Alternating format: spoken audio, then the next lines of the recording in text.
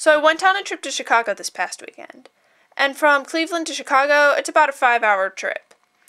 And I don't really have any pictures from this part of my trip, mainly because I was listening to 2001: A Space Odyssey. But when Chicago came into sight, I whipped out my camera in excitement.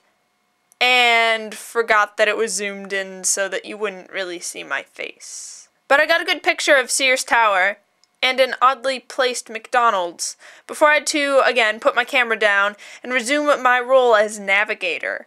So my main purpose of going to Chicago was to visit colleges, and I don't have anything from those days, but I had a free day on Saturday and went to Millennium Park. And I took pictures of touristy things, the bean statues, fountains that weren't working and had weird horse seal things, that really cool awesome building, the great lawn that needed protection, but then I found some grass that didn't require protection, and I could walk on it. And as I walked around looking at all these wonderful things, I realized how different Chicago is from Cleveland. Not only are there many more buildings and tour buses, but there's constant movement. People are walking, driving, and segwaying around. There are a lot of things to be done and seen, but at the same time I found it odd. Millennium Park seemed like this little island where everything slowed down and stopped for a second, while all this movement was happening around it.